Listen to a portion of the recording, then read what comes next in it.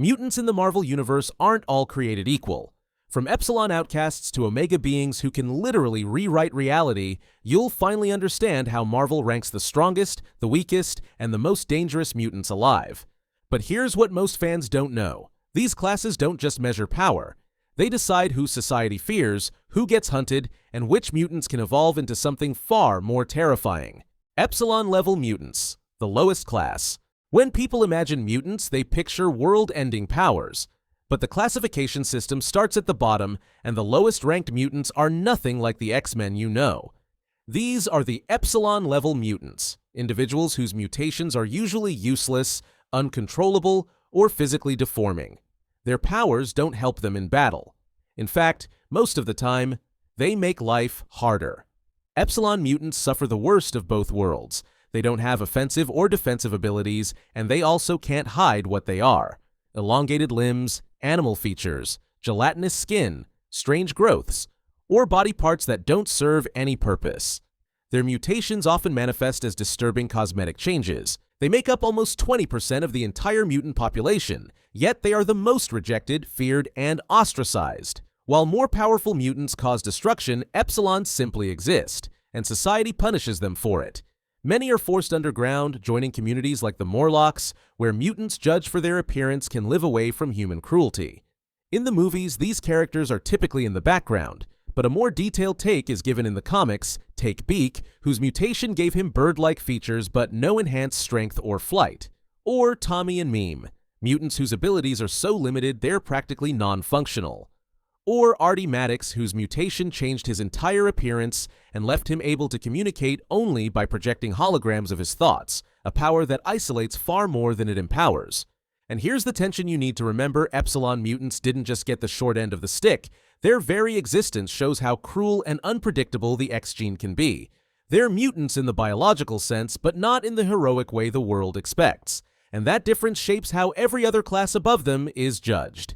Delta-level mutants. Subtle powers, subtle impact. If Epsilon mutants show us the burden of mutation, Delta mutants reveal the opposite problem: powers that technically count, but don't exactly land you a spot on the X-Men's front line.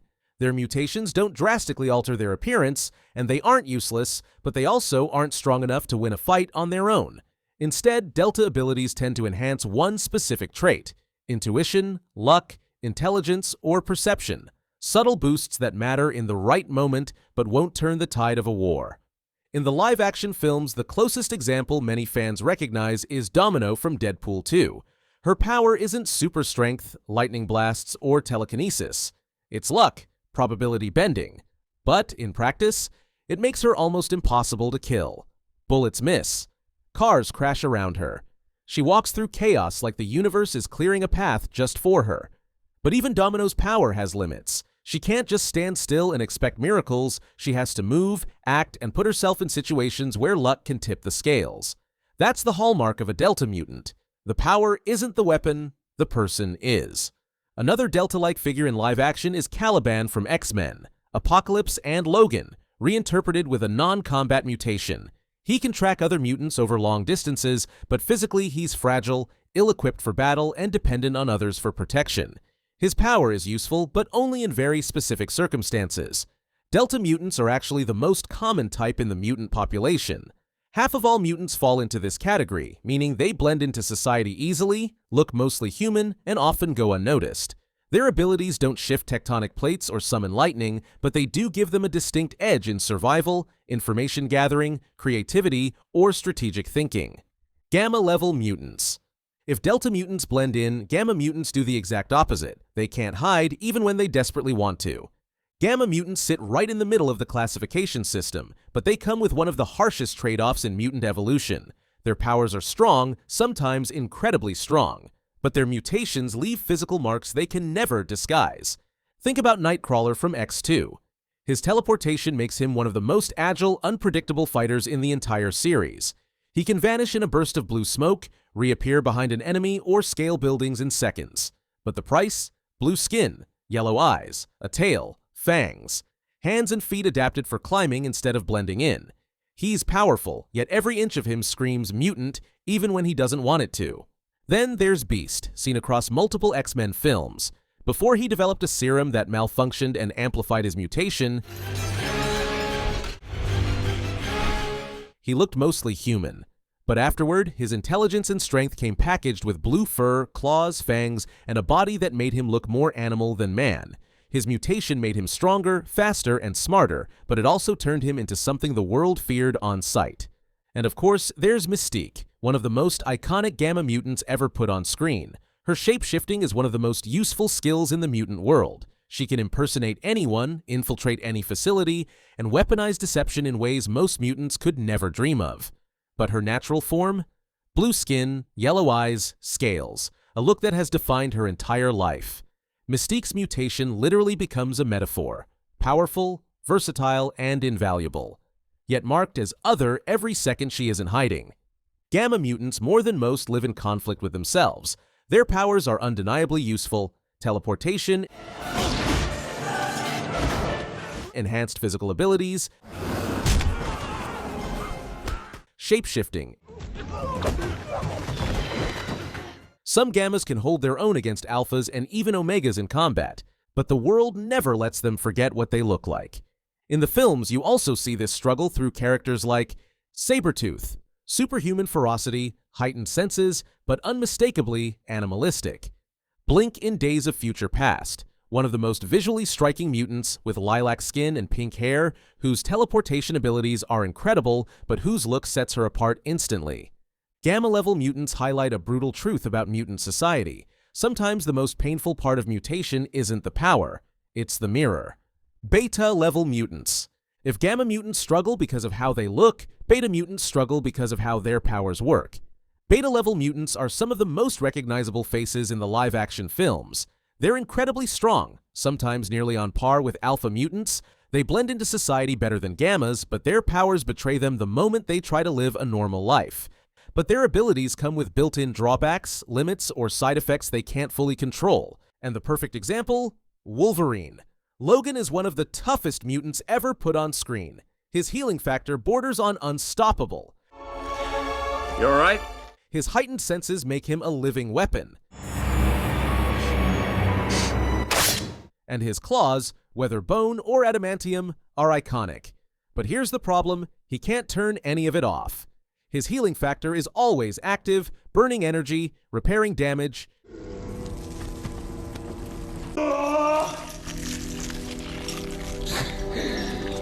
keeping him alive while slowly poisoning him with adamantium over decades. His mutation protects him, but it also tortures him. Then there's Quicksilver, the speedster who became a fan favorite in Days of Future Past and Apocalypse. His power is incredible, moving so fast the world around him looks frozen, but controlling that speed isn't easy. Moving at supersonic levels means the world is constantly too slow for him, and maintaining precision at high velocity is a skill he's still refining. His mutation is a gift, but also a disconnect from everyone else. Next is Gambit, seen in X-Men Origins, Wolverine and Deadpool 3 with Wolverine. He looks completely human, blends in easily, and wields a rare ability, charging objects with explosive kinetic energy. But even he carries the mark of a beta.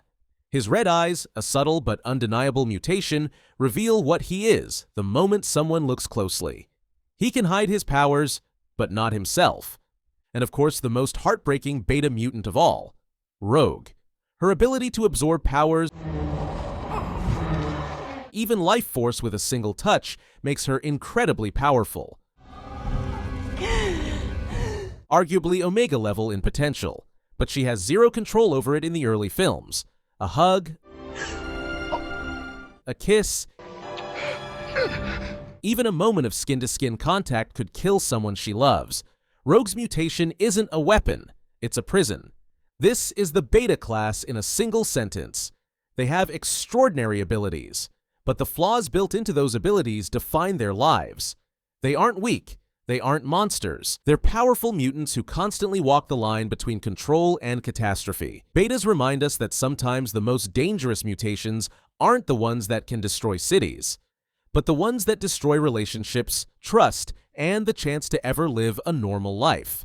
Alpha-level mutants. If betas struggle because of what they can't control, alpha mutants are the exact opposite. These are the mutants who have mastered their abilities, refined them, and can blend into society until the moment they decide not to. Alpha-level mutants represent the perfect balance between raw power and complete control. They don't have the grotesque mutations of gammas, they don't suffer the involuntary limitations of betas, and they don't fade into obscurity like deltas. They look human, they act human, but underneath the surface, they are some of the most capable mutants alive. And one of the clearest examples on screen is Professor Charles Xavier. Professor X looks like any ordinary man. No blue skin, no claws, no visible mutation at all. But his telepathic abilities make him one of the most influential mutants ever filmed. He can read minds, project thought, The RLC are all dead. Remember. freeze entire rooms, and locate every mutant on Earth. All while maintaining pinpoint precision. He chooses when his powers activate. He chooses how far they reach. That level of mastery is what defines an alpha. Another iconic alpha seen in live action is Storm. Her weather manipulation is strong enough to shift atmospheric pressure, summon lightning,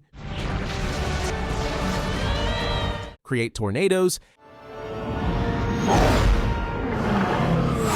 and even control global climates. Please sit down. I'd rather stand. Yet she remains composed, poised, and fully aware of the consequences of her actions. Her powers are immense, but they never spiral beyond her intent. She isn't feared because she's dangerous. She's respected because she's disciplined. Then there's Cyclops, perhaps the most misunderstood alpha. In the films, he appears to lack control because of the uncontrollable optic blasts, but according to the classification system, Cyclops is an alpha because his lack of control comes from injury, not mutation. Without the head trauma he suffered as a child, he would be able to regulate his power perfectly. His glasses aren't a sign of weakness. They're the key to unlocking what he was always capable of. And one of the most compelling alpha journeys belongs to Rogue. In the early live-action films, she's a textbook beta, unable to touch another human without hurting them. But in the comics and the classification system, Rogue eventually gains full control over her ability, allowing her to choose when and how she absorbs powers. One of the few mutants who can evolve classifications. That evolution, from cursed to controlled, is exactly what marks the transition from beta to alpha. Other live-action counterparts echo the alpha ideal too. Colossus can shift into metal form at will, then revert back to his human state effortlessly. Kitty Pryde phases through walls without ever losing control or causing accidental harm. Emma Frost switches between telepathy and diamond form with complete mastery. Alpha mutants embody the idea of power without chaos. They aren't the strongest mutants in existence. That title belongs to the Omegas, but they're the most balanced. They can fight world-ending threats, and then walk through a crowded street unnoticed. And in a world terrified of mutation, sometimes the most powerful thing you can be is invisible until you choose otherwise. Omega-level mutants. If alpha mutants represent balance, Omega-level mutants represent something far more dangerous: the absence of limits. Omega mutants are the absolute top tier of mutant kind. Beings whose abilities are so vast, so overwhelming, that no one else can surpass them in their specific power category. An Omega isn't just strong, they're the ceiling, the endpoint, the definition of what their ability fully unleashed looks like. And in the live-action films, we've seen glimpses, terrifying, breathtaking glimpses, of what an Omega truly is. The clearest example is Jean Grey, especially in X-Men, The Last Stand, and Dark Phoenix. Her telepathy and telekinesis alone make her one of the most powerful mutants alive, but when the Phoenix Force ignites within her, she stops being a person with powers and becomes a force of nature. She disintegrates people with a glance. She reshapes matter effortlessly. Entire landscapes bend to her will. Jean isn't using her powers, she is the power. That is Omega. Another Omega-level mutant heavily featured across the films, and an obvious one, is Magneto. While earlier stories classified him as an alpha, modern lore and the scale of destruction he causes on screen make his Omega status undeniable. No other mutant surpasses him in magnetism. He can lift entire stadiums, pull structures apart like toys, and twist metal on a global scale. In X-Men, Apocalypse, his power literally affects the entire planet's magnetic field. That isn't superhuman, it's elemental. And then there's Storm, who in the comics is officially Omega. Aurora doesn't just control the weather, she commands it. Lightning, wind, pressure systems, atmospheric shifts, she manipulates forces that shape continents. Even in the earlier films, we saw her summon tornadoes, strike with precision lightning, and alter climates instantly. The only thing holding Storm back is her own restraint. Other Omegas hinted at or referenced in lore include Iceman, who in the comics can lower temperatures to absolute zero and manipulate moisture on a planetary scale. Legion, with reality-warping psychic abilities beyond comprehension. Hope Summers, whose power allows her to mimic and amplify the abilities of others. Franklin Richards, capable of creating entire universes, a level of power the films haven't even attempted to portray. They aren't just the strongest mutants. They are forces that bend the laws of physics, rewrite matter, distort time, or warp reality itself. And this creates a unique tension.